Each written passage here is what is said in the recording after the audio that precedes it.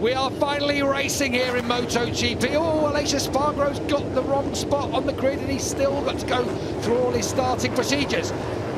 We're going to go finally here, an hour late more or less. The lights go on and the Thai Grand Prix is underway. It's a great start from Pecco Bagnaia, good start from Marc Marquez, who goes to the outside. Oh, risky manoeuvre, and he had to check up because he found Quartararo in his way. Oh, going out wide, Bezzecchi and Martin, and it looks like Bagnaia's going to lead them.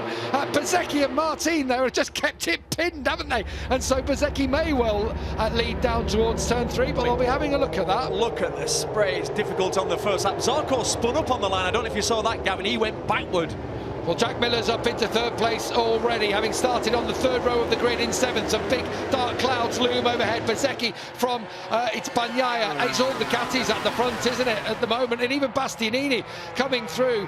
So it's Bezzecchi from Bagnaia, Miller in 3rd, then it's Martin in 4th, Marquez 5th, Marini in 6th, then it's Bastianini in 7th, Quartararo right in tight. Round the outside. Whoa. Properly round the outside. Oh, Quartararo almost went down there. That's why Marquez had to run wide. Quartararo's down to 17th and out of the points. As it stands, Bagnaia will be leading the World Championship. Yeah, and Quartararo's looking like a man who is leading the World Championship. You could see the stress.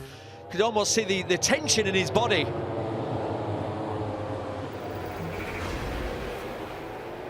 This is what happened. Yeah, he tips into the corner, then drifts wide. And yeah, actually, Alex Marquez just goes around the outside of him.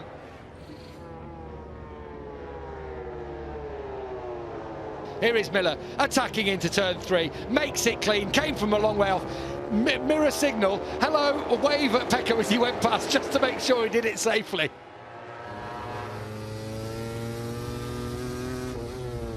Here we go with Marc Marquez, also on the move, is he? Ooh, Marini just blocked him off there, but he wants to get through.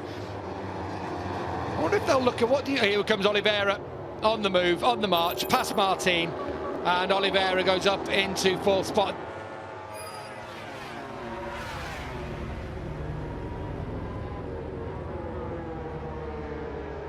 Well done, Marco. That's the best way that you could do it, dropping you that. You are so right, especially if he passes him back into the next corner. That'd be really impressive.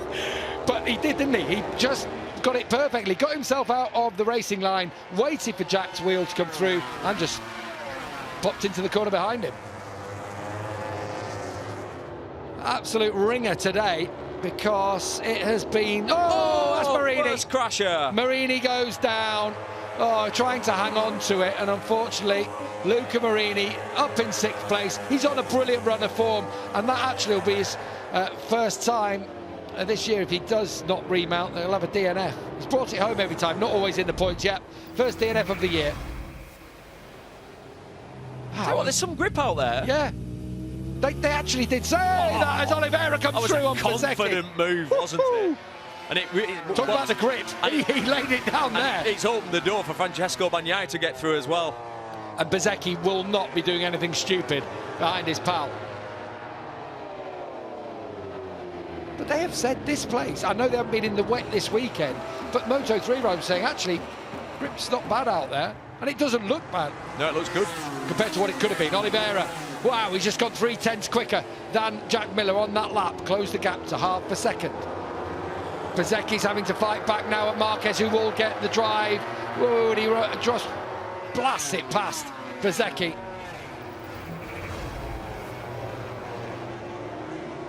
Was the move from Marc Marquez on Marco Bezzecchi into the final corner. That's when he got up to 4th place. Oliveira's got a really good run on Miller here. He must go for it, yes. Yep.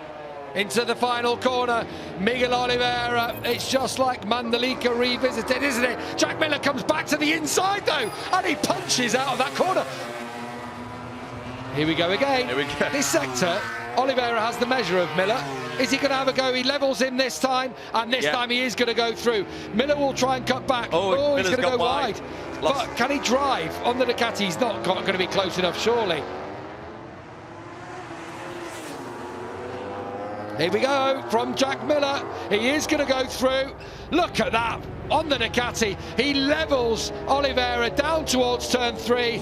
Oh, Oliveira brave. Miller will try now and squirt back. This is going to turn into a battle royale between these two. Oh, Marquez is he's going for it. He had to then almost. It was like he was semi-committed. Well, exactly. He got sucked in a little bit, Gavin. The problem is, again, in these conditions, if it was dry, you'd squeeze the lever a fraction harder. If you do that in these conditions, it'll lock the front and down you go.